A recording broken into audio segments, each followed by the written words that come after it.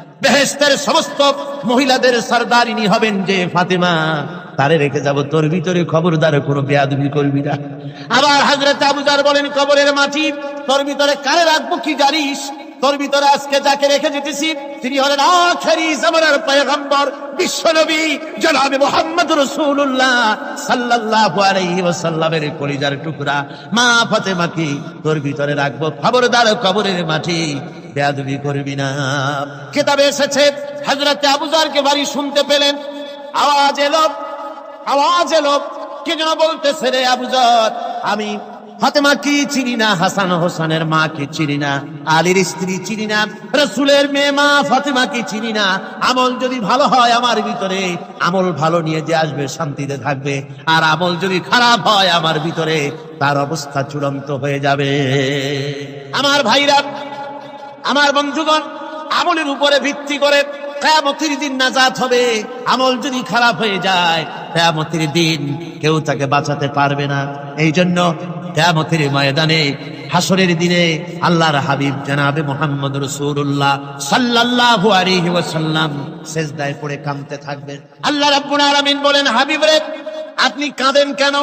আজকে তো আপনার কাঁদার দিন না, আমি আপনাকে মাকামে মাহমুদ দান করেছি, আমি আপনাকে কাউসার দান করেছি। আপনার আজকে সম্মানের দিন, মর্যাদার দিন, কান্দেন কেন?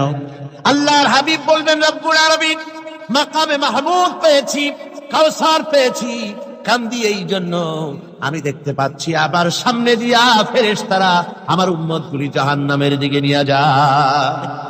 আল্লাহ রাব্বুল আলামিন বলবেন, ওগো আমার হাবিব, আমি আপনাকে ক্ষমতা দিলাম, আপনার জান্নাতি উম্মতগুলি আপনি বেছে নেন। আল্লাহর হাবিব তার জান্নাতের উম্মতগুলি বাঁচতে থাকবেন।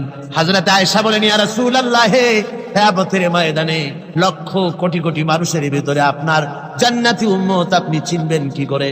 হুজুর বলেন, আয়েশা, কোন একটি ঘোড়ার কপাল যদি থাকে সাদা, এই সাদা কপালওয়ালা ঘোড়াটা যদি অসংখ্য ঘোড়ার ভিতরে যদি হারিয়ে যায়, তাহলে সাদা কপালওয়ালা ঘোড়ার মালিক তার ঘোড়াকে পাবে কিনা বলো?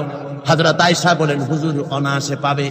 আল্লাহ রাব্বুল আলামিনের হাবিব বলেন, আয়েশা রে, কিয়ামতের ময়দানে আমার যেই উম্মতেরা নামাজি ছিল, দিনদার ছিল, পরেজগার ছিল, দুনিয়ার বুকে ঈমান নিয়ে যারা চলাফেরা করেছে, আমার দিন কায়েমের, আল্লাহর দ্বীনের জন্য যারা কাজ করেছে, ওদের চেহারা নূর চমকাতে থাকবে, ঈমানের নূর কিয়ামতের দিন চমকাতে থাকবে। সেই ঈমানের নূর দেখে দেখে আমি আমার জান্নাতি উম্মতগুলি আমি বেছে নেব। নবীজি বলেছেন, কন্যার পিতাদেরকে গালি দিও না। অনেকে টিটকারি করে, বারবার মেয়ে হয় ছেলে একটাও হয় না, সেই জন্য টিটকারি বোটকারি করে। আল্লাহর নবী বলেছেন, মেয়ের পিতাকে গালি দিও না, ঠাট্টা করো না, যেহেতু আমি মুহাম্মদ রাসূলুল্লাহ সাল্লাল্লাহু আলাইহি ওয়াসাল্লাম, আমি মেয়েদের পিতা, আমি নিজে মেয়েদের পিতা। খাও না, মেয়েদের পিতাকে গালি দিও না। রাসূলুল্লাহ বলেছেন, আকাশের নিচে জমিনের উপরে খাদিজার মতো মহিলা আর নাই। সেই হযরতে খাদিজা রাসূলের 4টি মেয়ে পেটে ধারণ করেছিলেন। সুবহানাল্লাহ। মেয়ের প্রতি রাসূলুল্লাহ যথেষ্ট মহব্বত করতেন, মেয়েকে খুব ভালোবাসতেন হুজুর সাল্লাল্লাহু আলাইহি ওয়াসাল্লাম। হুজুরের কলিজার টুকরা ছিলেন মা ফাতিমা রাদিয়াল্লাহু তাআলা আনহা। হুজুর যখন কোথাও যেতেন, সকলের শেষে দেখা করতেন ফাতেমার সঙ্গে, আর বিদেশ থেকে সফর করে এসে সকলের আগে দেখা করতেন ফাতেমার সঙ্গে। সুবহানাল্লাহ। রাসূলুল্লাহ আরো বলেছেন, তোমরা যখন বাজারে যাবে বা ব্যবসা করতে যাবে বা বিদেশে যাবে, আসার সময় যে সব হাদিয়া নিয়ে আসো। আমরা যখন বাইরে যাই, বাজারে যাই, কিছু হাদিয়া আনি না, জামা কাপড় চকলেট ইত্যাদি আমরা আনে থাকি। রাসূলুল্লাহ বলেছেন, হাদিয়াগুলি তোমরা যারা বিদেশে যাও, বাজারে যাও, হাদিয়া আনবে, আর এনে ঘরের মধ্যে ঢুকে তা শুরু করবে মেয়েকে দিয়ে। প্রথমে দেবে মেয়েকে। সুবহানাল্লাহ। মেয়ের মর্যাদা ইসলামে সব চাইতে বেশি। কোন যুগে? যে যুগে মেয়ে হলে পরেই মাটির নিচে ঘেরে রাখতো, আছাড় মেরে বের ফেলে দিত। বেআইনি যামবিন কুতিলা, কোন অপরাধে তাদেরকে হত্যা করা হলো। আল্লাহ পাক কোরআনে কারীমের মধ্যে বলেছেন, তাদের অপরাধ আর কিছু না, তারা নারী, এই জন্য তাদেরকে মেরে ফেলা হতো। রাসূলুল্লাহ তাদের ইজ্জত দিলেন। সুবহানাল্লাহ বিহামদিহি। রাসূলুল্লাহ সম্মান দিলেন, ইজ্জত দিলেন তাদের। কন্যা হিসাবে নারীর এই মর্যাদা। ফাতেমাকে রাসূল এত ভালোবাসতেন, ইন্তেকালের সময় হযরত ফাতেমা কাঁদতে কাঁদতে বেহুশ হয়ে যাওয়ার উপক্রম হয়ে গেল। রাসূলুল্লাহ হযরত ফাতেমাকে ইশারা দিলেন। হযরত ফাতেমা তার কান নিয়ে রাসূলুল্লাহর মুখের কাছে লাগাই দিলেন। আল্লাহর নবী কি যেন বললেন কানে কানে। হযরত ফাতেমার কান্না বন্ধ হয়ে গেল। হযরত আয়েশা বলেন, মা রাসূলুল্লাহ তোমার কানে কানে কি বললো আর তোমার কান্না বন্ধ হয়ে গেল?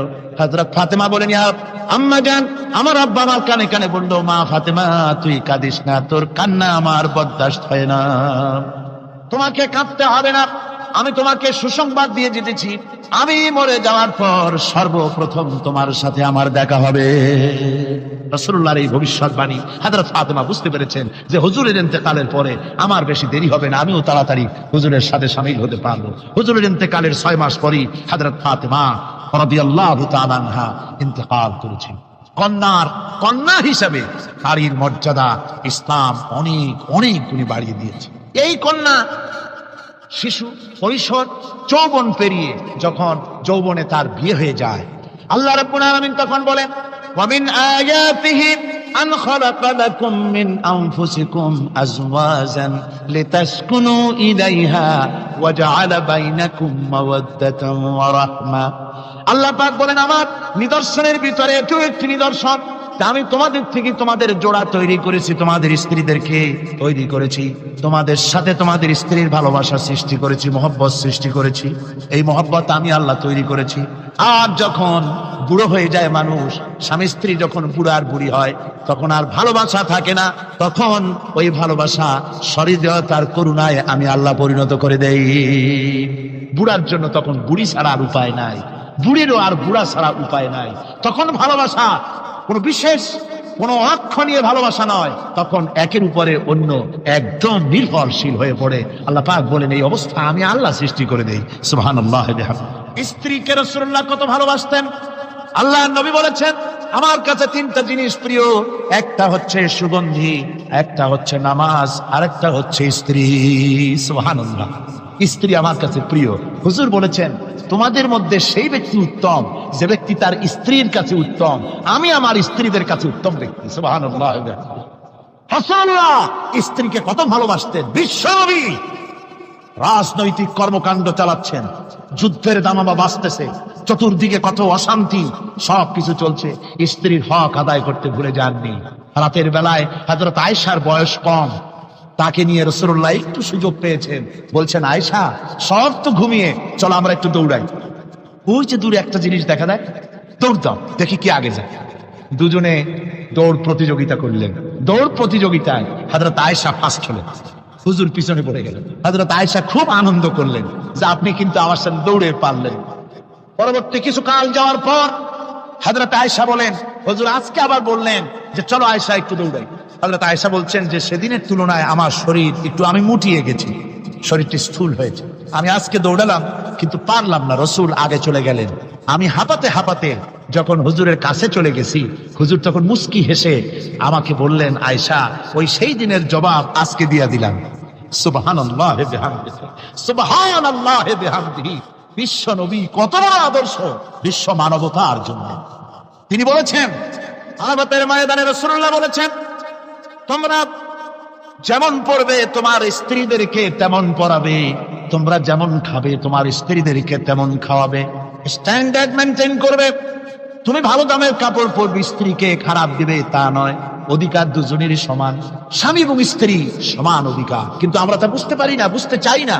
আমরা অনেকে মনে করেছি বিয়ে যখন করছি তখন আমি তো নওয়াবজাদা নসরুল্লাহ খান আর বউ তো কেনা দাসী না। সে কিন্তু দাসী না, তার মর্যাদা আছে, তার সম্মান আছে, তার সম্মান আপনাকে দিতে হবে। রাসূলুল্লাহ দিয়েছে, আপনাকেও দিতে হবে। রান্না বান্না হতে দেরি হয়, কত গালাগালি শুনতে হয় নারীকে। আল্লাহর নবীর স্ত্রী হযরত আয়েশা বলেছেন, আল্লাহর নবী কাজ করে, মানুষের সঙ্গে কথা বলে, রাষ্ট্রীয় দায়িত্ব পালন করে ঘরের ভিতরে এসে যখন দেখেছেন রান্না হতে দেরি আছে, রাসূলুল্লাহ বিরক্ত হন নাই, ভুরু কুঞ্চিত করেন নাই, চোখ মোটা করেন নাই, আমাকে কোনো কথা শোনান নাই, বরং আমার কাছে বসে রান্নায় আমাকে সহযোগিতা করেছেন। সুবহানাল্লাহ বিহামদিহি। এই হলো আল্লাহর রাসূল, এই হলো বিশ্ব নবী। স্ত্রীর সঙ্গে কি মহব্বত! সুবহানাল্লাহ। হুজুর মহব্বত করতেন স্ত্রীদেরকে। রাসূলুল্লাহর ঘরে দৌলত ছিল না, কিন্তু মহব্বত দিয়ে ভরা ছিল ঘরটা। হুজুরের ঘরে ফ্রিজ নাই, এসি নাই, হুজুরের ঘরে কার্পেট নাই, হুজুরের ঘরের মধ্যে জাজির নাই, তোশক নাই, বড় বড় কম্বল নাই, আরামের কোনো জিনিস নাই, মডার্ন ইকুইপমেন্টস কিচ্ছু নাই, দৌলত নাই, কিন্তু মহব্বত দিয়ে ঘরটা ভরা। হযরত আয়েশা বলেছেন, আমি পানি পান করে যখন আমি পানি পান করে গ্লাস রেখে দিতাম, আল্লাহর নবী তখন গ্লাসের সেই জায়গায় ঠোঁট লাগাতেন যেখানে আমি ঠোঁট লাগাইয়া পানি পান করেছি। আমি গোশত চিবোতাম, রাসূলুল্লাহ আমার হাত থেকে গোশত টুকরা নিয়া সেই জায়গায় চিবোতেন যেখানে আমি চিবুয়েছি। সুবহানাল্লাহ। আমার ভাইরা, রাসূল তার স্ত্রীদেরকে মহব্বত করতেন, স্ত্রীরাও রাসূলকে মহব্বত করতেন দারুণ ভাবে। একবার হযরত আয়েশা সিদ্দিকা রাদিয়াল্লাহু তাআলা আনহা হুজুরকে গোসল করাতে ছিলেন, মাথার উপরে পানি ঢালতেছেন, হুজুর একটা চকির উপরে বা একটা তক্তার উপরে বসা আছেন। গোসলের পানির ভিতরে রাসূলুল্লাহ দেখতে পেলেন রক্তের মতো কি যেন প্রবাহিত হয়ে যাচ্ছে। হুজুর জিজ্ঞেস করেন, আয়েশা রে, পানির ভিতরে রক্তের মতো কি দেখা যায়? হযরত আয়েশা বলেন, হুজুর আপনি যখন বসেছিলেন অসতর্ক মুহূর্তে তক্তার নিচে আমার একটা আঙ্গুল পড়েছিল পায়ে, আঙ্গুলটা ফেটে বোধহয় রক্ত বেরোতেছে। রাসূলুল্লাহ তাড়াতাড়ি করে উঠলেন আর ওই আঙ্গুলকে ব্যান্ডেজ করে দিলেন। রাসূলুল্লাহ বললেন, আয়েশা রে, আঙ্গুল ফেটে গেছে, একটু আহাহু পর্যন্ত করলে না, এতক্ষণ তুমি কষ্ট করলে কেন? হযরত আয়েশা বলেন, ইয়া রাসূলুল্লাহ, ওটা তো একটা পায়ের আঙ্গুল। আয়েশার কলিজাটা ফেটে যদি রক্ত বেরোতো রাসূলুল্লাহকে উঠতে বলতে আমি পারতাম না। কি মহব্বত রাসূলের সাথে। হযরত আয়েশা বলেন, রাসূল সাল্লাল্লাহু আলাইহি ওয়াসাল্লাম স্ত্রীদেরকে এত ভালোবাসতেন, আমাদের ঘরে গোশত টোস্ত তেমন রান্না বান্না খুব কম হতো। গোশত রান্না হবে কি, মাসের পর মাস চলে গেছে রাসূলের বাড়িতে, হুজুর স্ত্রীরা বলেছেন আমাদের ঘরে চুলে আগুন জ্বলে নাই, একটু শুকনা রুটি, একটু শুকনা খেজুর আর একটু পানি খেয়ে আমাদের জীবন চলেছে, এরকমের অবস্থা হয়েছে। তারপরে এই অবস্থা চলেছে, এর মধ্যে যদি কখন একটু গোশত আসছে, হুজুর যখন ছাগল টাগল ইত্যাদি ছাগল দুম্বা জবাও করেছে, এই দুম্বার গোশত নিয়ে ছাগলের গোশত নিয়ে রাসূলুল্লাহ নিজে বেরোতেন। হযরত খাদিজার বান্ধবী কোথায় আছে খুঁজে ওই বান্ধবীর কাছে গোশত পৌঁছে দিয়ে আসতে। হযরত আয়েশা বলেন, একদিন আমার ঘুম ভেঙে গেল, দেখি হুজুর আমার কাছে নেই, গেলেন কোথায়? খুঁজতে খুঁজতে যায় দেখি মসজিদে নববীর ভিতরে হুজুর হাত তুলে বসে আছেন, মোনাজাত করতেছেন। আমি পেছনে কি হাত তুলি, আমি শুনতে পাচ্ছি নবীজি দোয়া করছেন রব্বুল আলামিন। কিয়ামতের ময়দানে যেদিন সন্তান তার পিতাকে ভুলে যাবে, মা তার সন্তানকে হারায় ফেলবে, ওই কঠিন হাসরের ময়দানে আমি যেন আমার খাদিজাকে হারাইয়া না যাই। মুনাজাতের শেষে হযরত আয়েশা বলেন, ইয়া রাসূলুল্লাহ, খাদিজার কথা আপনার এত কেন বারবার মনে পড়ে? একটা বুড়িরে বিয়ে করেছিলেন 25 বছর বয়সের সময়, 40 বছর বুড়ি, তার কথা কেন এত মহব্বত আপনার মনে পড়ে? তার থেকে যুবতী মেয়ে, সুন্দরী মেয়েকে আপনার স্ত্রী হিসেবে আপনি পান নাই। হুজুর বলেন, আয়েশা রে, খাদিজার সম্পর্কে এমন কথা তুমি আর বলো না, তোমরা সবাই আমার সুখের দিনের স্ত্রী, আর খাদিজা আমার এমন সময় স্ত্রী ছিল যখন মক্কায় আমার আশ্রয় ছিল না, আমার মক্কা নগরীতে আমার আশ্রয় ছিল না। খাদিজার সঞ্চিত সমস্ত ধনরাশি ইসলাম কবুল করার পর দুহাতে খাদিজা বিতরণ করে দিয়েছে। হযরত আয়েশা বলেন, হুজুর আমার গোস্তাকি মাফ করে দেন, আমি আর এরকম বলবো না, তবে খাদিজা সম্পর্কে আমার এই কিছু একটু শোনান। হুজুর বলেন, আয়েশা রে শোনো, গভীর রাত, যত রাত হোক না কেন, ইসলামের দাওয়াত দিয়ে দিয়ে গভীর রাত্রে আমি যখন বাসায় ফিরেছি, ঘরে এসেছি, দরজায় একটা মাত্র ডাক দিয়েছি খাদিজা, অমনি দরজা খুলে গেছে। আমি জিজ্ঞেস করেছি, খাদিজা রে, যত রাত্রে আসলাম, যতবার আসলাম, একটা ডাকের বেশি লাগলো না, তুমি কি ঘুমাও না? হযরতে খাদিজা বলেছেন, ইয়া রাসূলুল্লাহ, আমার মনের ভিতরে ভয় থাকে, আল্লাহর রাসূল দ্বীনের খেদমতে বাইরে আছেন, আমি যদি আরামে বিছানায় ঘুমায় থাকি আর নবীজি দরজায় তার কাছে দাঁড়ায় আমারে ডাকাডাকি করবে, উঠতে যদি দেরি হয়ে যায় নবীজির সঙ্গে বেয়াদবি হয়ে যাবে, এই মনে করে আপনি না আসা পর্যন্ত দরজার সাথে পিঠ লাগাই আমি দাঁড়াইয়া দাঁড়াইয়া ঘুমাই। আমার ভাইরা, হযরতে খাদিজার ইজ্জত স্বয়ং আল্লাহ দিয়েছেন। কে দিয়েছে? হাদিস শরীফে এসেছে, রাসূলুল্লাহ জাবালে নূরে বসা, গারে হেরার ভিতরে বসা, হযরতে জিবরাইল রাসূলুল্লাহর সঙ্গে কথা বলতেছেন। একটু পরে হযরতে জিবরাইল বলেন, ইয়া রাসূলুল্লাহ, আমি আর এখানে বসবো না, আমি এখন চলছি, আমি দেখতে পাচ্ছি খাদিজা আসতেছে আপনার জন্য খাবার নিয়ে।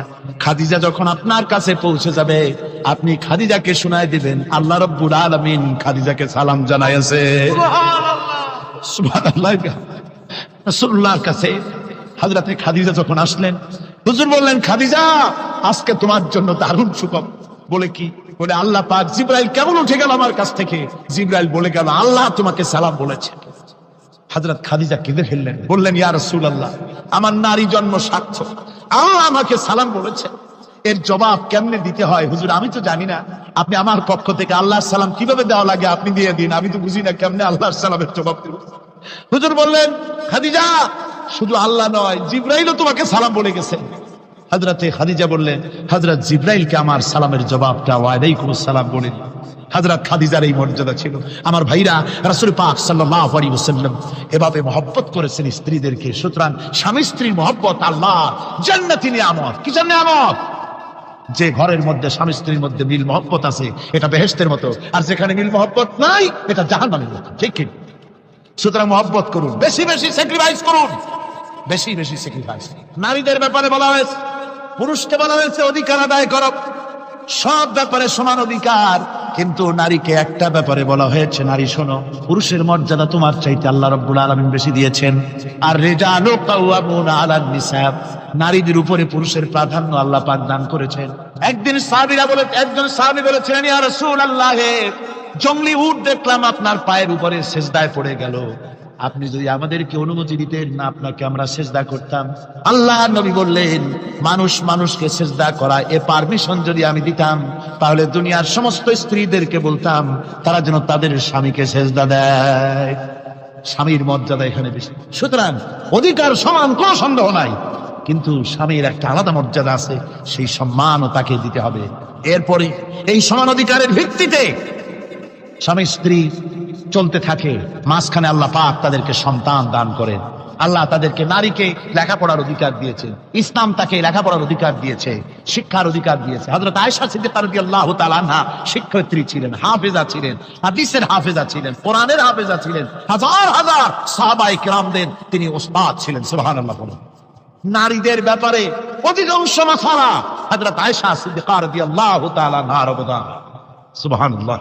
নারী যুদ্ধ করেছে, যুদ্ধের ময়দানে নারীর অধিকার আছে। নারী চাকরি করতে পারবে, নারী ব্যবসা করতে পারবে, নারী লেখাপড়া করতে পারবে, নারী সেনাবাহিনীতে যেতে পারবে, নারী সব করতে পারবে, কিন্তু পর্দার মধ্যে। হুজুর কয় কান্দো কেন? কই যে আমার গুনাহ কি মাফ হইছে? হুজুর বলেন, হ্যাঁ মাফ হয়ে গেছে। কলেমা পড়ছো, মাফ হয়ে গেছে। কয় যে হুজুর আমি তো মারাত্মক গুনাহ করছি। বলে কি? বলে আমার একটা মেয়ে, সেই মেয়েটাকে নিয়ে আমি, ঘটনা লম্বা, আমি সংক্ষেপে বলতেছি, মেয়েটাকে ফাঁকি দিয়া তাহলে আমি মারবো, বুঝতে দেই নাই আমার বউরে। বললাম চলো বেড়াইতে যাই। মেয়েটা আমার সাথে সাজাই দিয়েছে, তার মা বেড়াতে নিয়ে যাবো এইটা কথা মনে করে। মেয়েটা কদ্দূর যায়, আবার আব্বা আব্বা বলে আমার দিকে ফিরে আসে, আবার পিছনে থাকে, আবার আব্বা আব্বা বলে জড়াই ধরে। এইভাবে করতে করতে যখন নির্জন এলাকায় গেলাম, আমি পাহাড়ের পাশে গর্ত খোঁড়া আরম্ভ করলাম। গর্ত খুঁজি আর মাটি ছিটে এসে আমার দাড়িতে লাগে। বাচ্চা মেয়েটা আমার কাছে এসে দাড়ি দিয়ে ধুল ছাড়ায় দেয়, কয় আব্বা তোমার দাড়িতে ধুল লাগতেছে, তুমি এই কষ্ট করতেছো কেন? মেয়ে তো বোঝে না যে আমি তার জন্য কবর খুঁজতেছি। কবরটা খোঁড়া হয়ে যাওয়ার পর মেয়েটারে বান্ধা শুরু করলাম। মেয়ে এখন কাঁদতেছে, বাবা আমার বান্ধব কেন? আমি তারে বাইধা জোরে ওর মধ্যে নিক্ষেপ করে দিলাম। মেয়েটা গর্তের মধ্যে বসে চিৎকার করে বলছে, আব্বা তুমি আমারে বাঁচতে দাও, আমি তোমারে বাপ বলে সমাজে হ্যাঁ করবো না, আমি ভিক্ষা করে খাবো, আমার বেরো না। লোকটি বলছি, ইয়া রাসূলুল্লাহ, আমার মনে দরদ আসলো। আমি একটা পাথর উঁচু করে আমার মেয়ের বুক লক্ষ্য করে জোরে মেরে দিলাম। বুকটা ফেটে রক্ত ফিনকি দিয়ে উঠলো। আমার মেয়ের বুক থেকে আওয়াজ বেরোলাম, আমার কালে যেন এখনো সেই আওয়াজ বাজে। হাদিস শরীফে এসেছে, হুজুরের চোখের পানি দাড়ি ভিজে ভিজে জামার উপরে পড়তেছিল। হুজুর বললেন, না হারে, মানুষও পারে এরকম কাম করতে। পৃথিবীতে নারীর যখন কোনো সম্মান ছিল না, মর্যাদা ছিল না, সেই সময় আমার রাসূল, আমার বিশ্বনবী নারীদেরকে সম্মানের হাত ধরে গর্তের ভিতর থেকে উঠাইয়া রানীর সিংহাসনে বসায় দিলেন। সুবহানাল্লাহ। মায়ের মর্যাদা দিয়ে দিলেন। সুবহানাল্লাহ। নারীরা আমাদের মায়ের জাত। নারীরা আমার কি এর জাত? মায়ের জাত। আমার মা বোনেরা, তোমাদের সম্মান কত তোমরা জানো না। আমরা পুরুষ, আমাদের পায়ের তলে জুতা, আর তোমরা আমাদের মায়ের জাত। তোমরা নারী, তোমাদের পায়ের তলে আল্লাহর জান্নাত, আল্লাহর ব্যস্ততা তোমাদের পায়ের তলে। এই সম্মান আল্লাহ তোমাদের দিয়েছে, নবী দিয়েছেন। সুবহানাল্লাহ। কর ভাইরা আমার, অধিকার ইসলাম দিয়েছে। বিবাহ যখন হয়, এই বিবাহের সময় এজেন্ট আনতে হয়। আর বিবাহ হচ্ছে বিবাহ বৈঠক। এজেন্ট আনার জন্য ওই যে কি জানি কয় ম্যারেজ রেজিস্ট্রার বা মূল বিষয়, কার অনুমতি আগে নেয়? বলেন কার অনুমতি? তাহলে অধিকার ইসলাম পুরুষে দিল না মেয়ে লোকের দিল? আগে মেয়ে লোকের কাছে যাও, মেয়েটাকে জিজ্ঞেস করো সেই বিবাহে রাজি আছে কিনা। সুবহানাল্লাহ পড়ে এই বিবাহে রাজি আছে কিনা জিজ্ঞেস করো, তার অধিকারই বেশি। এরপরে এই বিবাহে করার ব্যাপারে কত বৈষম্য। আজ বিবাহ করতে গেলে যৌতুকের প্রথা এসেছে। রাসূলুল্লাহ যৌতুক দিয়েছিলেন, ওটা যৌতুক না, ওটা উপহার, ওটা হাদিয়া। রাসূলুল্লাহ তোহফা দিয়েছিলেন হুজুরের জামাই। সুবহানাল্লাহ, কি জামাই! এক জামাই তো জিন্নুর আইন, যাকে ফেরেশতারা পর্যন্ত লজ্জা করতো যারে দেখে, হযরত উসমান রাদিয়াল্লাহু তাআলা আনহু। আরেকজন হযরত আলী কাররামাল্লাহু ওয়াজহাহু। হযরত আলী, যার সম্পর্কে রাসূল পাক সাল্লাল্লাহু আলাইহি ওয়াসাল্লাম যাকে কত সম্মান দিয়েছেন, কত মর্যাদা দিয়েছেন, এই হলো হযরত আলী হুজুরের জামাই। আনা মাদিনাতুল ইলম ওয়া আলিউম বাবুহা, আমি হলাম জ্ঞানের রাজ্য, আর আলী হলো সেই রাজ্যে প্রবেশের দরজা। সুবহানাল্লাহ। ভাইরা, এই হলো জামাই। আর মেয়ে খাতুনের জান্নাত বিনতে রাসূল, বেহেশতের সমস্ত রমণীদের সরদারিনী মা ফাতিমাতুজ জাহরা রাদিয়াল্লাহু তাআলা আনহা। কি উপহার দিলেন বিয়েতে রাসূল! এই মেয়ে আর এই জামাই। উপহার হলো খেজুরের ছোবড়ার একটা তোষক, পানি উঠাবার জন্য একটা মশক, আর আটা পেশা একটা জাত। এই হলো নবীর মেয়ে আর জামাইয়ের জন্য। আবার স্ত্রীরা রাসূলের প্রতি কি ভালোবাসা দেখেছেন। হযরত উম্মে হাবিবা রাদিয়াল্লাহু তাআলা আনহা, আমাদের মা আবু সুফিয়ান রাদিয়াল্লাহু তাআলা আনহু, তার মেয়ে। তার কাছে আবু সুফিয়ান তখনও কাফের, সেই কুফরি হালতে মেয়ের ঘরে গিয়েছেন। যাওয়ার পরে হযরত উম্মে হাবিবা, বাপ যখন বসতে গিয়েছেন, তখন উম্মে হাবিবা বলছেন যে আব্বা একটু দাঁড়ান। এই অবস্থায় দাঁড়াতে বলে বিছানাটা উল্টায়া দিয়া তারপরে বললেন যে বসেন। বাপ মনে খুব দুঃখ পেলেন। আবু সুফিয়ান বললেন, মা উম্মে হাবিবা, আমি তোমার পিতা, ভালো একটা বিছানা থাকলে তাই বিছায় দেওয়া উচিত ছিল, আর তুমি বিছানাটা উঠাইয়া তারপরে আমার খালি জায়গায় বসতে বললা, আমি তোমার ব্যবহারে আহত হলাম। হযরত উম্মে হাবিবা বলেন, আব্বা জান, নিশ্চয়ই আপনি আমার আব্বা, শ্রদ্ধেয় পিতা, কোনো সন্দেহ এতে নাই, কিন্তু আপনি একজন কাফের। আল্লাহর রাসূল যে বিছানায় বসে, সেই বিছানা আমি একটা কাফেরকে বসতে দিতে পারি না। আমরা যখন মরে যাব, আমাদের হাড্ডি গুড্ডি যখন মাটির সাথে একেবারে মিশে যাবে, তখন কি আমরা নতুন ভাবে আবার আমরা পুনরুত্থিত হব? আমাদের কি আবার চিন্তা করা হবে? আল্লাহ রাব্বুল আলামিন বলেন, কুল কুনু হিজারাতান আও হাদিদা। ও নবী, শুনিয়ে দেন, তোমরা যদি মরে গিয়া মাটির সাথে মিশে গিয়া যদি পাথরও হয়ে যাও, আর যদি তোমরা লোহাও হয়ে যাও, তারপরেও আল্লাহ রব্বুল আলামিন তোমাদেরকে জিন্দা করবেন, আবার তোমাদের উঠাবেন। ওরা বলে যে আচ্ছা বুঝলাম, কে উঠাবে আমাদের? কেমনে উঠাবে? আল্লাহ পাক বলেন, ফাসায়াকুলুনা মান ইউঈদুনা। ওরা বলে আমাদেরকে কে উঠাবে, আমাদেরকে কে জিন্দা করবে? আল্লাহ পাক জবাবে বলেন, কুলিল্লাযী ফাতারাকুম আউওয়ালা মাররা। যিনি তোমাদেরকে প্রথম সৃষ্টি করেছেন, তিনি আবার তোমাদেরকে জিন্দা করবেন। আল্লাহ পাক সুন্দর করে বুঝাচ্ছেন। এই সব কথা শোনার পরে ফাসায়ুনগিদুনা ইলাইকা রুউসাহুম ওয়া ইয়াকুলুনা মাতা হুয়া। এসব কথা শোনার পরে আল্লাহ বলেন, ওই কাফেরেরা মাথা ঝুলায় ঝুলায় বলে, আচ্ছা তা বুঝলাম। আল্লাহ বলেন, ওরা মাথা ঝুলায় আর বলে, আচ্ছা বুঝলাম, তবে কবে সেই কিয়ামত অনুষ্ঠিত হবে? আল্লাহ বলেন, নবী শোনায় দাও, কুল আসা আইয়াকুনা করিবা। বেশি দেরি নাই, হতে পারে খুবই তাড়াতাড়ি। কি বলা যায়, সে সময়টা অতি নিকটবর্তী হয়ে যেতে পারে, খুবই নিকটবর্তী সে সময়, সেটা বেশি দেরি হওয়ার কথা নয়। আল্লাহ পাক এবার মানুষকে যুক্তি দিয়ে বুঝাচ্ছেন। কোরআনে কারীম মানতে মানুষ অস্বীকার করলে আল্লাহ ডান্ডার ব্যবস্থা করেন নাই।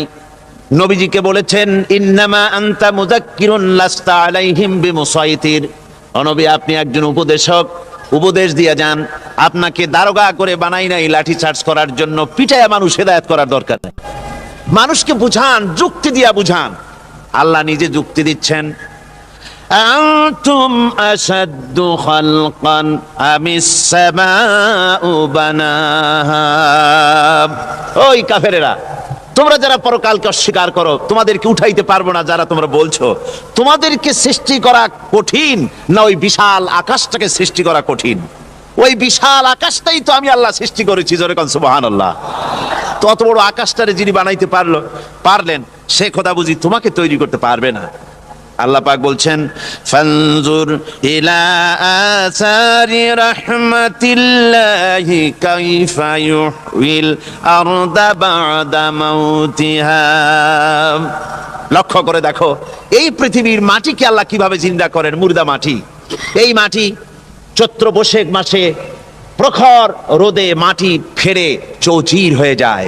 এই ফেটে যাওয়া চৌচির মাটিতে আল্লাহ পাক বৃষ্টির পানি দিয়ে এই মাটিকে, এই মৃত্যু মাটিকে আল্লাহ পাক যেভাবে জিন্দা করেন, ইন্না যালিকা লামুহিল মাউতা ওয়া হুয়া আলা কুল্লি শাইইন কাদির, সে আল্লাহ পাক তোমরা মরলে পরে আবার এভাবে জিন্দা করতে পারবেন। জোরে কোন সুবহানাল্লাহ। আমার ভাইয়েরা, আল্লাহ পাকের পরে বলেন, দেখো মৃত্যু জমিনকে কেমনে জিন্দা করি। আল্লাহুল্লাযী আরসালার রিয়াহা ফাতুসিরু সাহাবা ফাসুকনাহু ইলা বালাদিম মাইতিন ফাআহইয়ানা বিহিল আরদা বা'দা মাউতিহা কাযালিকান নুশুর। আমি আল্লাহ রাব্বুল আলামিন ওই সমুদ্রের নোনা পানিগুলোকে, সমুদ্রের লবণাক্ত পানিগুলিকে বাষ্পীয় আকারে উত্থিত করে মেঘমালায় পরিণত করি, আর এরপরে বাতাসকে হুকুম করি, বাতাস এই মেঘটারে টেনে নিয়ে যাও মুখ জায়গায়। মেঘ চলে এলো, আল্লাহ রাব্বুল আলামিন বলেন, মেঘ এবার বিন্দু বিন্দু করে বৃষ্টি বর্ষণ করে দে। আমার হুকুমে ওই পানিগুলি বৃষ্টি হয়ে বিন্দু বিন্দু হয়ে জমিনে পতিত হয়। আল্লাহ বলেন, এভাবে করে বৃষ্টির পানি দিয়া মরা জমিনকে জিন্দা করে দিয়া নববধূ গর্ভধারণের যেমন প্রস্তুতি নেয়, বৃষ্টির পানি পায়া মরা জমিন তেমন ফসল ধারণের জন্য প্রস্তুতি নিয়ে নেয়। সুবহানাল্লাহ বিহামদি। এইটা যেভাবে আমি করি, কাযালিকান নুশুর, এইভাবে করে তোমাদের কি কিয়ামতের দিন আমি জিন্দা করতে পারবো? কেমনে অস্বীকার করো? কাইফা তাকফুরুনা বিল্লাহি ওয়া কুনতুম আমওয়াতান ফাহইয়াকুম সুম্মা ইউমীতুকুম সুম্মা ইলাইহি তুরজাউন। কি করে তুমি আমাকে, আমি আল্লাহকে অস্বীকার করো? কুনতুম আমওয়াতান, তুমি ছিলে নিষ্প্রাণ, ফাহইয়াকুম, এরপরে আমি তোমাকে জিন্দা করলাম, সুম্মা ইউমীতুকুম, এরপরে তোমাকে আমি মৃত্যু করব, সুম্মা ইউহয়িকুম, এরপরে তোমাদের আবার আমি জিন্দা করব, সুম্মা ইলাইহি তুরজাউন, এরপরে তোমাদের সকলকেই আমার কাছে ফিরে আসতে হবে। দেখেন না, আমরা যখন মানুষকে কবরে রাখি, কবরে রাখা তারপরে উপরে মাটি দিয়ে কি বলেন আপনারা? মিনহা খালাকনাকুম, পড়েন, মিনহা খালাকনাকুম ওয়া ফিহা নুঈদুকুম ওয়া মিনহা নুখরিজুকুম তারাতান উখরা। এ বান্দা, এই মাটি দিয়া তোরে তৈরি করা হয়েছিল, এই মাটির ভিতরে রেখে গেলাম, আবার এই মাটি থেকে আল্লাহ রাব্বুল আলামিন তোমারে জিন্দা করবেন। কিয়ামতের ময়দানে সকলকে উঠতে হবে সেখানে আল্লাহর দরবারে। আল্লাহ পাক বলছেন, বান্দা কেমনে অস্বীকার করো? ইন কুনতুম ফি রাইবিম মিনাল বা'স ফাইন্না খালাকনাকুম মিন তুরাব। পরকালকে যারা অস্বীকার করো, কিয়ামতে উঠতে হবে, এটাকে কিভাবে অস্বীকার করো? চিন্তা করে দেখো, তুমি নিষ্প্রাণ মাটি ছিলে, সেই মাটি দিয়েই আমি তোমাকে তৈরি করেছি। আবার আল্লাহ পাক মানুষকে আরো বুঝান, কিয়ামত আছে, পরকাল হবে, আল্লাহর দরবারে উঠতে হবে। আলাম ইয়াকুন নুতফাতাম মিন মানিয়্যিন ইউমনা, তুমি কি মাতৃগর্ভে নিক্ষিপ্ত এক ফোঁটা পানি ছিলে না? সুম্মা কানা আলাকাতান ফাখালাকা ফাসাওয়া, এরপরে তোমাকে মাংসপিণ্ডে, জমাট রক্তে মাংসপিণ্ডে পরিণত করা হলো, এরপরে তোমাকে সুন্দর করে তোমাকে সুগঠিত করা হলো। فجعل منه الزوجين الذكر والأنثى। এরপরে মাতৃগর্ভের ভিতরে আমি এটাকে পুরুষ বানালাম, কন্যা সন্তান অথবা পুত্র সন্তানে পরিণত করলাম। এইটা যে পেরেছে, যিনি পেরেছেন, আলাইসা যালিকা বিকাদিরিন আলা আইয়ুহিয়াল মাউতা। সে আল্লাহর পক্ষে কি সম্ভব নয় যে তোমার মৃত্যুর পরে তিনি আবার জিন্দা করতে পারবেন? কি বলেন সম্ভব না? তিনি পারবেন না? নিশ্চয়ই তিনি আবার কিয়ামতের মাঠে আমাদেরকে হাজির করতে পারবেন, এতে কোনো সন্দেহ নাই।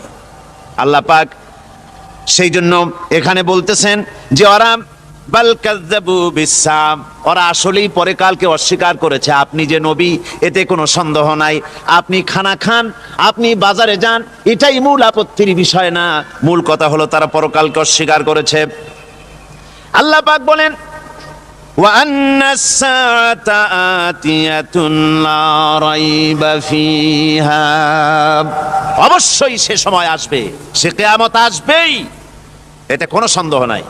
ওয়া আন্নাল্লাহা ইয়াবআসু মান ফিল কুবুর, আর আল্লাহ পাক তিনি কবরের মধ্যে অন্তর্হিত যা কিছু আছে সবাইকে কিয়ামতের দিন আল্লাহ পাক ময়দানে উঠাবেন। কিয়ামতে আল্লাহর দরবারে সকলকে হাজির হতে হবে। আমার বন্ধুগণ, আল্লাহ পাক বলেন ওয়ালাকাদ খালাকনাল ইনসানা মিন সুলালাতিন মিন তিন।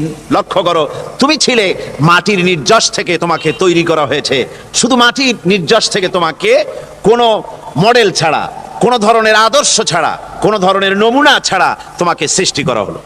সুম্মা জাআলনাহু নুতফাতান ফি কারারিম মাকিন, এরপরে মাতৃগর্ভের একটা অত্যন্ত সুরক্ষিত জায়গায় তোমাকে সংরক্ষণ করা হয়েছিল। সুম্মা খালাকনান নুতফাতা আলাকাতান ফাখালাকনাল আলাকাতা মুদগা, রক্তপিণ্ডকে, নাপাক পানিকে জমাট রক্ত করেছি, জমাট রক্তকে আমি আবার গোশত পিণ্ডে পরিণত করেছি। ফাকাসাউনাল ইযামা লাহমা, এরপরে সুন্দর করে চামড়া দিয়া, গোশত দিয়ে একটা আকৃতি তোমাকে দান করেছি। সুম্মা আনশানাহু খালকান আখারা ফাতাবারাকাল্লাহু আহসানুল খালিকিন, এরপরে সুন্দর একটা বিশেষ একটা আকৃতি দিয়ে তোমাকে আমি সুন্দর করে সুগঠিত করে তোমাকে তৈরি করেছি। সুম্মা ইন্নাকুম বাদা যালিকা লামাইয়িতুন, এরপরে আমি আল্লাহ রাব্বুল আলামিন তোমাকে মৃত্যু দেব, অবশ্যই তোমাকে মৃত্যুবরণ করতে হবে। সুম্মা ইন্নাকুম ইয়াউমাল কিয়ামাতি তুবআসুন, এরপরে কিয়ামতের দিন আসবে, ওই বিশেষ মুহূর্ত আসবে, সেই নির্দিষ্ট সময় আসবে, ওই কিয়ামতের মাঠে আল্লাহর দরবারে তোমাদের সকলকে উঠতে হবে, কোনো সন্দেহ তাতে নাই। আল্লাহ পাক বলছেন ওয়া আ'তাদনা লিমান কাযযাবা বিস-সাআতি সাঈরা, আমার এই পরকালকে, এই আখিরাতকে, কিয়ামতের দিনকে যারা অস্বীকার করবে, যারা মিথ্যা মনে করবে, আমি তাদেরকে জ্বলন্ত আগুনের শাস্তি তাদের জন্য রেখেছি। জোরে বলেন নাউজুবিল্লাহ। সেই কিয়ামত যে দিনটা আল্লাহ পাক মানুষের জন্য রেখেছেন, সেই কিয়ামতের অবস্থা বড়ই মারাত্মক। মানুষেরা তা জানে না। মানুষ যদি তা বুঝতে পারতো, জানতে পারতো, তাহলে মানুষেরা গুনাহের কাজ করতে পারতো না। আপনারা কি চিন্তা করেন, ওই যে কাফেরগুলি মক্কার জীবনে, রাসূল পাক সাল্লাল্লাহু আলাইহি ওয়াসাল্লামের মক্কি জিন্দেগিতে যে সমস্ত মানুষগুলি চুরি করতো, ডাকাতি করতো, জিনা করতো, বদমাশি করতো, মানুষ হত্যা করতো, এই লোকগুলি ফিরে আসলো কিসের কারণে? তাদেরকে এই আখিরাতের কথা বলা হয়েছে, এই পরকালের কথা বলা হয়েছে। কোরআন শরীফে আল্লাহ রাব্বুল আলামিন পরকালের কথা, মৃত্যুর কথা, কিয়ামতের কথা, হাসরের কথা, সিরাতের কথা, মিজানের কথা, মওতের কথা যত বলেছেন, জান্নাতের কথা যত জায়গায় যতগুলা বলেছেন, সবগুলি আয়াতে কারিমা যদি এক জায়গায় করা যায়, তাহলে পুরা কোরআন শরীফের 1/3 10 পারার সমান হবে। জোরে বলেন সুবহানাল্লাহ। যেহেতু পরকালের চিন্তা ছাড়া মানুষের জীবন পরিচ্ছন্ন হতে পারে না, সুন্দর হতে পারে না, অপরাধ মুক্ত হতে পারে না। আল্লাহ পাক বলেন সেই দিনটি বড়ই ভয়ানক বিপজ্জনক। ওই দিনটির ব্যাপারে আল্লাহ পাক তার বান্দাদেরকে সতর্ক করে দিয়েছেন, বান্দারা সতর্ক হয়ে যাও, এইভাবে দিন যাবে না, কিয়ামত আসবে। আর ওই কিয়ামত এত মারাত্মক হবে, আল্লাহ সতর্ক করছেন বান্দাদেরকে, ইয়া আইয়ুহান নাসুত্তাকু রাব্বাকুম ইন্না জালজালাতাস সাআতি শাইউন আযীম। হে মানব সকল, আত্মরক্ষা করো খোদার গজব থেকে, আল্লাহর গজব থেকে আত্মরক্ষা করো। ইন্না জালজালাতাস সাআতি শাইউন আযীম, সেই কিয়ামতের সেই কম্পন খুবই মারাত্মক, খুবই ভয়াবহ কম্পন সৃষ্টি হবে সেদিন। ইয়াউমা তারাউনাহা তাযহালু কুল্লু মুরদিআতিন আম্মা আরদাআত। সেদিন দেখতে পাবে স্তন্যদায়িনী মা, যে মা তার সন্তানকে দুধ দেয়, ওই মাও তার দুধের বাচ্চার কথা ভুলে যাবে, মনে থাকবে না। আল্লাহ রাব্বুল আলামিন বলেন, ওয়াতাদাউ কুল্লু যাতিন হামলিন হামলাহা। গর্ভধারিণী মেয়ে লোক, তাদের গর্ভ খসে পড়বে। ওয়াতারান নাসা সুকারা, মানুষকে মানুষ দেখতে পাবে, মানুষগুলো উদ্ভ্রান্ত হয়ে পাগলের মতো ছুটাছুটি করছে। আল্লাহ বলেন, ওয়ামা হুম বিসুকারা, আসলে এরা নেশাগ্রস্ত নয়, আসলে পাগল হয় নাই। তো ছুটছে কেন? কেন? স্তন্যদায়িনী মা দুধের বাচ্চার কথা ভুলে গেছে। গর্ভধারিণী গর্ভবতী নারী, তার গর্ভ খসে পড়েছে, মানুষ পাগলের মতো দৌড়াচ্ছে। কারণ কি? পাগল তো হয় নাই। আল্লাহ বলেন আসল কারণ হলো ওয়ালাকিন্না আযাবাল্লাহি শাদীদ, আল্লাহর ভয়ঙ্কর আযাব। আর এই সব দৃশ্য, এই সব কম্পন মানুষের মধ্যে ত্রাস সৃষ্টি করে দিয়েছে, এই অবস্থার সৃষ্টি করেছে। আমার ভাইয়েরা, আল্লাহ পাক বলেন, وأنذرهم يوم الآزفة إذ القلوب لدى الحناجر كاظمين। ও নবী, মানুষদেরকে আপনি সতর্ক করেন, ওই দিনটা এমন হবে, ভয়ের চোটে মানুষের কলিজা তার মুখের কাছে চলে আসবে। মানুষ ভয়তে অস্থির হয়ে যাবে, কলিজা গলার কাছে চলে আসবে। সেই দিনের কথা তাদের শোনায় দেন। ওই দিনটা এমন মারাত্মক দিন, ফাকাইফা তাত্তাকুনা ইন কাফারতুম ইয়াওমা ইয়াজআলু বিলদানা শিবা। সেদিন ভয়ে চিন্তায় যুবক ছেলে বৃদ্ধে পরিণত হয়ে যাবে, কিশোরগুলি তরুণগুলি বৃদ্ধে পরিণত হয়ে যাবে। আমার বন্ধুগণ, মানুষ সেদিন দিক বিদিক হয়ে দৌড়াতে থাকবে, পালাবো কোথায়? আল্লাহ কোরআন শরীফে সব কথা বলে দিয়েছেন। ইয়াকুলুল ইনসানু আইনাল মাফার, কোথায় ভাগবো, পালাবো কোথায়? অস্থির হয়ে মানুষ দৌড়াতে থাকবে, পালাবো কোথায়, যাব কোথায়? আল্লাহ বলেন, কাল্লা লা ওয়াজারা ইলা রাব্বিকা ইয়াউমাইযিনিল মুস্তাকার। ভাগবার কোনো রাস্তা নাই, পালাবার কোনো পথ নাই, একমাত্র তোমার রব ছাড়া, আল্লাহর দরবার ছাড়া পালানোর কোনো রাস্তা আজার নাই। আমার বন্ধুগণ, এই কঠিন সময়, এই কঠিন দিনে, পরকালের এই দিনে, কিয়ামতের এই মারাত্মক অবস্থায় সকলকে উঠতে হবে। আল্লাহ পাক বলেন, এরপরে কিয়ামত অনুষ্ঠিত হয়ে যাবে। সূরা ফুরকানে আল্লাহ বলছেন, ইযা রাআতুহুম মিম মাকানিম বাঈদিন সামিউ লাহা তাগায়ুযান ওয়া যাফীরা। যখন তাদেরকে জাহান্নাম দেখতে পাবে, অর্থাৎ জাহান্নামের, যখন তারা জাহান্নামের দিকে অগ্রসর হবে, তখন তারা দূর থেকেই জাহান্নামের ক্রোধ এবং তেজস্বী আওয়াজ শুনতে পাবে। জাহান্নামের আওয়াজ, বিকট আওয়াজ।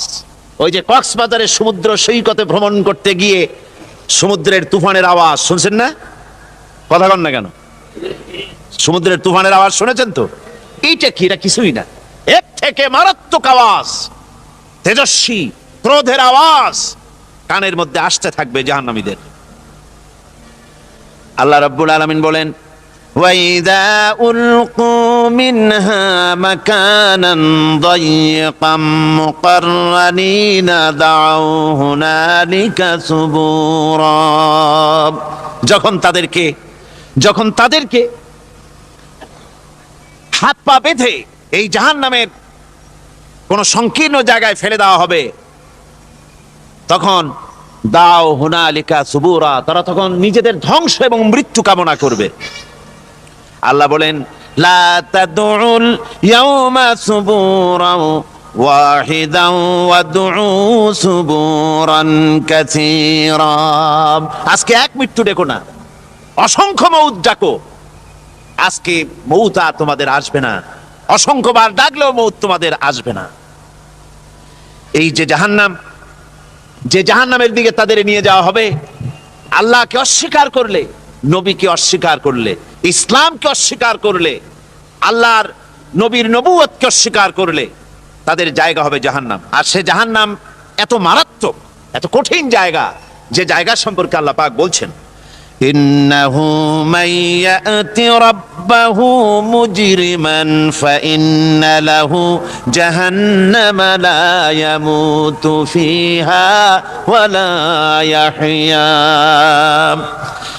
অপরাধী হয়ে যে লোক আল্লাহর দরবারে উপস্থিত হবে, তার জন্য জাহান্নাম হবে, জাহান্নামে আল্লাহ দিবেন।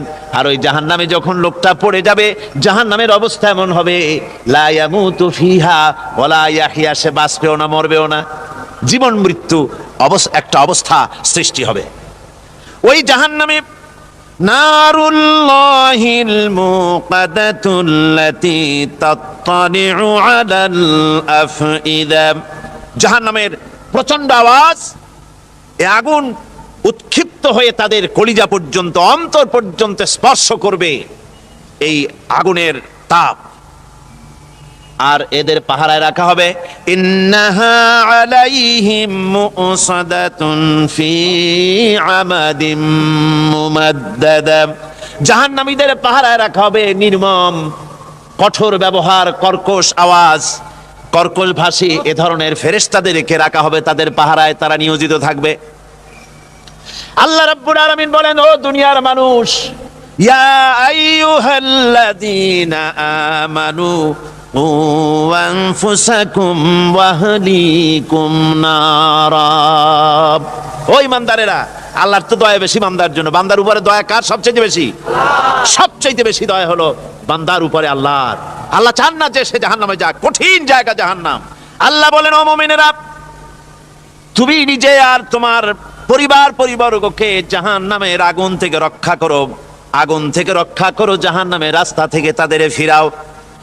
ওই জাহান্নাম, যেই জাহান্নামের ইন্ধন হবে মানুষ আর পাথর, ফিরাও জাহান্নাম থেকে মানুষকে, তোমার সন্তানদেরকে ফিরাও। আজকে যে সব সন্তানের আল্লাহ বলেন তুমি নিজে বাঁচো, আহলো আয়ালকে বাঁচাও। যে সব সন্তান তোমার নামাজ নাই, রোজা নাই, আল্লাহ পরকালের চিন্তা নাই, যারা ইসলামকে বিশ্বাস করে না, যারা মনে করে কোরআন হচ্ছে বেহেশত দোজখের কথা শুধু, ওতে কোনো মানুষের অর্থনীতি, সমাজনীতি, রাজনীতির ব্যাপার নাই, মানুষের জীবনের দরকারি জিনিসগুলি সেখানে নাই। সুতরাং আমরা যদি দুনিয়ায় সুখ সমৃদ্ধি পেতে চাই, তাহলে আমাদেরকে মানুষের তৈরি করা মতবাদ মানতে হবে।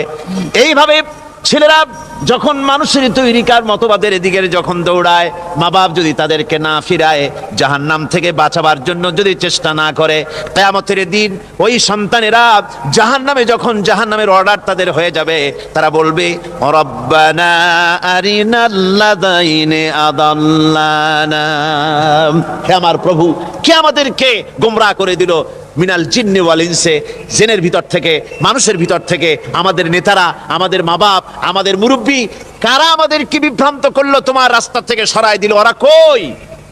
ওদেরকে নিয়ে আসো।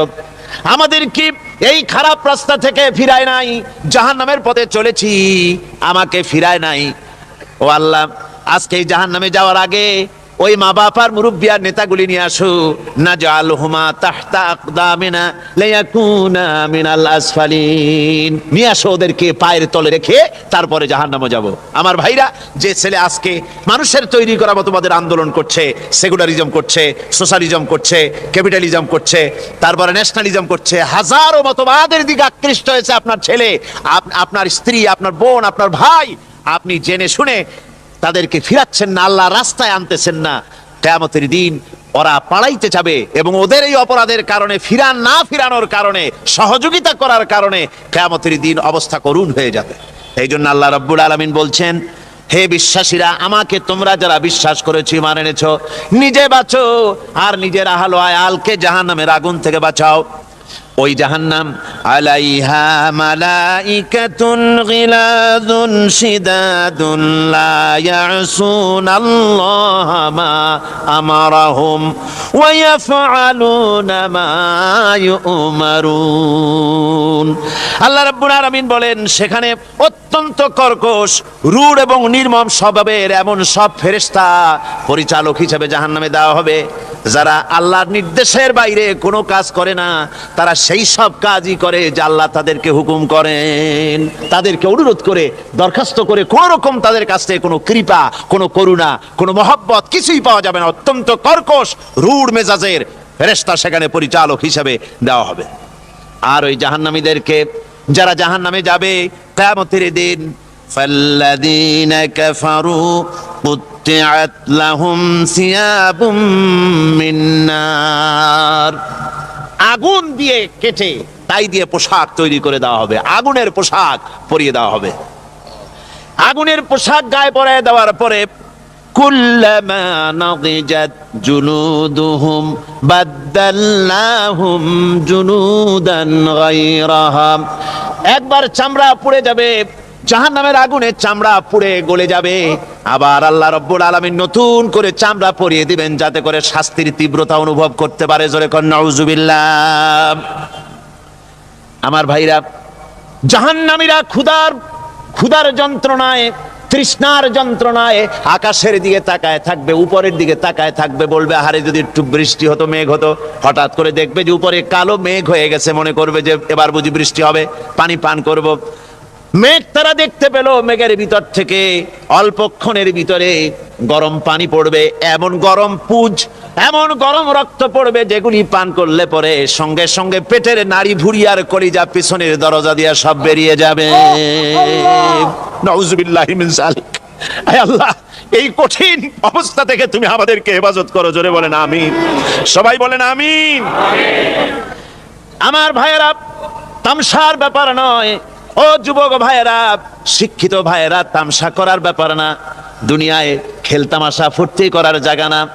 जगह जी लगाने के लिए ये दुनिया नहीं है, ये इबरत की जा है तमाशा नहीं है। দুনিয়া উপদেশ গ্রহণ করার জায়গা, খেল তামাশা করার জায়গা না। এই পৃথিবীতে আল্লাহ রাব্বুল আলামিন বলেন, নাফরমানি করলে পরে জাহান্নামে যাবেই, জাহান্নামে যেতে হবে। ওই জাহান্নামীদেরকে কি খেতে দেওয়া হবে? আল্লাহ পাক বলছেন, শোনো, খেতে দেব কি? তুসকা মিন আইনিন আনিয়া, ফুটন্ত গরম পানি তাদেরকে পান করতে দেওয়া হবে। লাইসা লাহুম তুআমুন ইল্লা মিন দারি, কাঁটা যুক্ত ঘাস তাদেরকে খেতে দেওয়া হবে। লা ইউসমিনু ওয়ালা ইউগনি মিন জু, এই খাবারে তাদের শরীর পরিপুষ্ট হবে না, আর ক্ষুধাও নিবৃত্ত হবে না। আমার বন্ধুগণ, এমন কঠিন জাহান্নামের অবস্থা থেকে মাপ পাওয়ার জন্য ইমানের জোশ আসতে হবে, ইমানদার হতে হবে, আর নাফরমানিকে ছেড়ে দিতে হবে। জাহান্নামে যখন মানুষদেরকে নিয়ে যাওয়া হবে, জাহান্নামীদেরকে, ইযা উলকু ফিহা সামিউ লাহা শাহীকান ওয়া হিয়া তাফুর, যখনই খোদাদ্রোহীদেরকে জাহান্নামের দিকে নিয়ে যাওয়া হবে, আজ তো খুব মাতবাড়ি, কত ভক্ত আছে, তারপরে কত শক্তি, কত কিছু, কিন্তু আল্লাহর দরবারে যখন হাজির হবে, কোনো শক্তি তখন কাজে লাগবে না, কোনো শক্তি কাজে লাগবে না। জাহান্নামে যখন তাদেরকে নিয়ে যাওয়া হবে, জাহান্নাম তখন গোসায় ফেটে পড়তে থাকবে, জাহান্নামের ভিতর থেকে গর্জন আসতে থাকবে, তাকাদু তামাইয়াজু মিনাল গায়জ। জাহান্নাম যেন গোসায় ফেটে পড়তে চাইবে। কুল্লামা উলকিয়া ফিহা ফাওজুন সাআলাহুম খাজানাতুহা আলাম ইয়াতিকুম নাদির। জাহান্নামের পরিচালক বলবে, ও আল্লাহর বান্দা, কেন আজ জাহান্নামে আসলি, কেন দোজখে আসলি? আলাম ইয়াতিকুম নাদির, তোর কাছে কি কোনো ভীতি প্রদর্শক কেউ যায় নাই? কোন নবীর কথা কি শোনো নাই?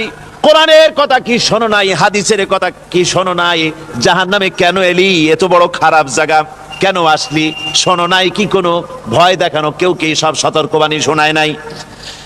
বেঈমানেরা বলবে, ক্বালু বালা ক্বাদ জাআনা নাযীর, হ্যাঁ আমাদের কাছে এসেছিল, আমাদের কাছে ভীতি প্রদর্শনকারী এসেছিল। ফাকাযযাবনা ওয়া কুলনা মা নাযালাল্লাহু মিন শাই, এসেছিল কিন্তু আমরা বলেছি বেটা মিথ্যে কথা বলে। জোরে কর নাউযুবিল্লাহ। বেটা মিথ্যে কথা বলে। কিসের বেহেশত, কিসের দোজখ? খালি খালি দোজখের একটা ভয় দেখাইয়া দুনিয়ার এই টাটকা সুখগুলি নষ্ট করতে চায় এরা।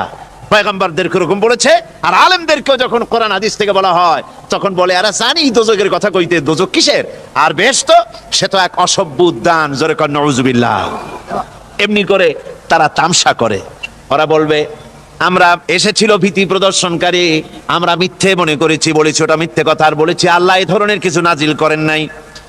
জাহান্নামীরা বলবে, ওয়াকালু লাউ কুন্না নাসমাউ আও নাকিলু মা কুন্না ফি আসহাবিস সাঈর। আরে লাউ কুন্না নাসমাউ, তার মানে হলো যদি আমরা শুনতাম অর্থাৎ মানতাম, যদি নবীর কথা মানতাম, কোরআনের কথা যদি মানতাম, আর যদি ভালো করে বুঝতাম, মা কুন্না ফি আসহাবিস সাঈর, তাহলে আজকে এই জাহান্নামের কঠিন শাস্তি আমাদের লাভ পেতে হতো না, জাহান্নাম থেকে বেঁচে যেতে পারতাম।